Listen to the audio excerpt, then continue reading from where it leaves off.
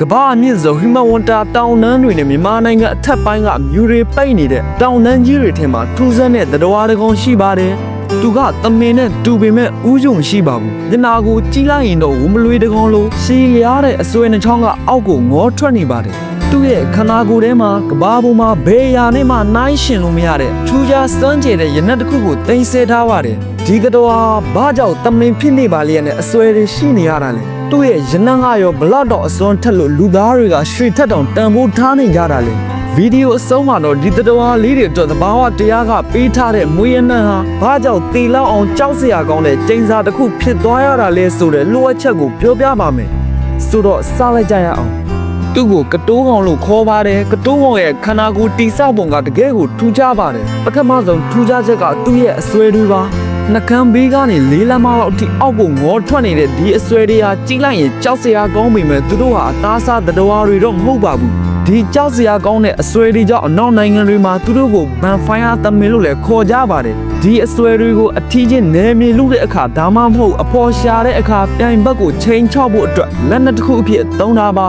သမင်တကောင်တစ်ပင်တက်တာကိုတင်မြင်ဘူးပါကလားကတိုးကောင်ကတော့ဒါမျိုးတွေလုံနိုင်ပါတယ်သူတို့ရဲ့ခြေထောက်တွေကလည်းပုံမှန်မဟုတ်ပါဘူးနောက်ခြေထောက်တွေကရှည်နေတဲ့အတွက်ကိုယ်လုံးကရှေ့ကိုစောင်းနေပြီးတောင်ဆောင်တွေမှာလင်းမြန်စွာပြေးနိုင်ပါတယ်အံ့ဩစရာအကောင်းဆုံးကတော့သူတို့ရဲ့ခြေသေးတွေကတစ်ပင်ပေါ်ကိုတွေ့တက်နိုင်တဲ့အထိတန်မာတာပါဒါဟာတခြားသမင်တွေမှာလုံးဝမရှိတဲ့ထူးခြားချက်မျိုးပါအခုကျွန်တော်တို့ကတိုးကောင်ရဲ့အဓိကလိုအပ်ချက်ဖြစ်တဲ့ကတိုးရဲ့အကြောင်းကိုဆက်သွားကြရအောင်ဒီအိတ်လေးဟာအထီးတွေရဲ့ဝမ်းပိုက်နားမှာရှိပါတယ်အိတ်ထဲမှာပါတဲ့အစီအနစ်ကအစပိုင်းမှာညှိနှံ့ပြင်းပေမဲ့အချောက်ခံလိုက်တဲ့အခါမှာတော့ကဘာပေါ်မှာအမွှေးဆုံးနဲ့အစွဲမင်းဆုံးရနံ့အဖြစ်ပြောင်းလဲသွားပါတယ်တဘာတရားကဒီရနံ့ကိုပြီးခဲ့တာဟာအကြောင်းပဲမဟုတ်ပါဘူးတောနဲ့ထင်မှာတကောင်နဲ့နေတတ်တဲ့သူတို့ဟာမိုင်းတော်ဝီကနေအချင်းချင်းရှာဖွေတွေ့ရှိဖို့အတွက်ဒီနံ့ကိုလမ်းပြဖြစ်သုံးကြပါတယ်ဒါဟာသူတို့အတွက်မျိုးဆက်ပြန်ပွားဖို့ကောင်းချီးတစ်ခုပါဒါပေမဲ့ဒီနံ့ကိုလူသားတွေကမမောလာကြတဲ့အခါမှာတော့ဒါဟာသူတို့အတွက်ကျိန်စာတစ်ခုဖြစ်လာခဲ့ပါတယ်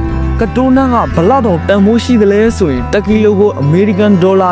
4500ကျော်အထိပေါက်ဈေးရှိပါတယ်။ဘာကြောင့်လဲဆိုတော့သူကရင်မွေးလောကမှာအနံ့ကိုအကြာကြီးဆွေးမြောင်းလုပ်ပေးနိုင်တဲ့အကောင်းဆုံးသောပစ္စည်းဖြစ်နေလို့ပါ။ရှေးခေတ်နန်းတော်တွေမှာကတိုးနန်းနဲ့ရောဆက်ပြီးတိဆောက်ထားတဲ့နန်းရံတွေဟာနှစ်ပေါင်း100ကျော်တဲ့အထိနေပူလာရင်အနံ့ပြန်ထွက်တတ်တယ်လို့ဆိုကြပါတယ်။ဒါအပြင်တရုတ်နဲ့မြမတိုင်းရင်းစေးပညာမှာကတိုးနန်းဟာလူသေးကိုပြန်ရှင်စေနိုင်လောက်အာနိသင်ထက်မြက်တဲ့နတ်စေးဖြစ်သတ်မှတ်ခံထားရပါတယ်ဒီတန်ဖိုးတွေကပဲကတိုးအောင်တွေကိုလူသားတွေရဲ့လောဘဘေးကနေမလွတ်နိုင်အောင်တွန်းပို့ခဲ့တာပါကန်ဆိုးတာကကတိုးအိတ်အိပ်ရဖို့အကောင်တကောင်တေးပေးရတာပါဒါကတကယ်ကိုကြည်ခွေးစရာကောင်းပါတယ်မုတ်ဆိုးတွေကအိမ်မပါတဲ့အမားတွေအကောင်ပေါက်လေးတွေကိုပါမာရင်သက်ဖြတ်မိတဲ့အတွက်ကတိုးကောင်တွေကကဘာပေါ်ကနေပျောက်ကွယ်သွားဖို့လက်တကန်းအလို့ကိုရောက်နေခဲ့ပါတယ်ဒါပေမဲ့ဒီကနေ့မှာတော့မျောလင့်ချက်အယောင်တွေကိုမြင်နေရပါပြီ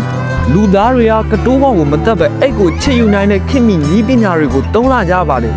ဒါအပြင်သိပ္ပံပညာရှင်တွေကဓခွဲကန်းထဲမှာသဘာဝအတိုင်းမွေးတဲ့အရာတွေကိုဖန်တီးနိုင်ခဲ့ပါပြီဒါကြောင့်ကျွန်တော်တို့ဟာဒီသတ္တဝါလေးတွေကိုမတတ်ပဲနဲ့သူတို့ရဲ့မွေးနှံကိုခံစားနိုင်မဲ့နည်းလမ်းတွေကိုရှာဖွေတွေ့ရှိလာကြတာပါကတိုးကောင်တွေကကျွန်တော်တို့ကဘာမီရဲ့အဖိုးတန်တဲ့အလှတရားတွေပါသူတို့ရဲ့ထူးခြားတဲ့အစွဲတွေတစ်ပင်တက်နိုင်တဲ့အရေးချင်းတွေနဲ့စမ်းကြဲတဲ့မွေးနှံတွေဟာသဘာဝတရားကပေးထားတဲ့လက်ဆောင်တွေပဲဖြစ်ပါတယ်ဒီအဖိုးတန်သတ္တဝါလေးတွေဟာတောင်ပေါ်တောနတ်တွေထဲမှာလွတ်လပ်စွာရှင်သန်ခွင့်ရဖို့လိုအပ်ပါတယ်ကျွန်တော်တို့ကသူတို့ရဲ့ရနံ့ကိုမမောတာတက်သူတို့ရဲ့ရှင်သန်မှုကိုပိုပြီးတန်ဖိုးထားတတ်ရပါမယ်နောက်တစ်ခါပင်ဟာမွေးကြိုင်တဲ့ရင်မွေးနှံတစ်ခုကိုရှူဆိုင်မိတဲ့အခါအေးမြတဲ့တောင်တန်းကြီးတွေပေါ်ကအဆွေပါတဲ့သမင်လေးတစ်ကောင်ရဲ့ဘဝအကြောင်းကိုတစ်ချက်လောက်သတိရပေးကြပါနားဆင်ပေးကြတဲ့အတွက်ကျေးဇူးတင်ပါတယ်နောက်ဗီဒီယိုတွေမှာပြန်တွေ့ပါမယ်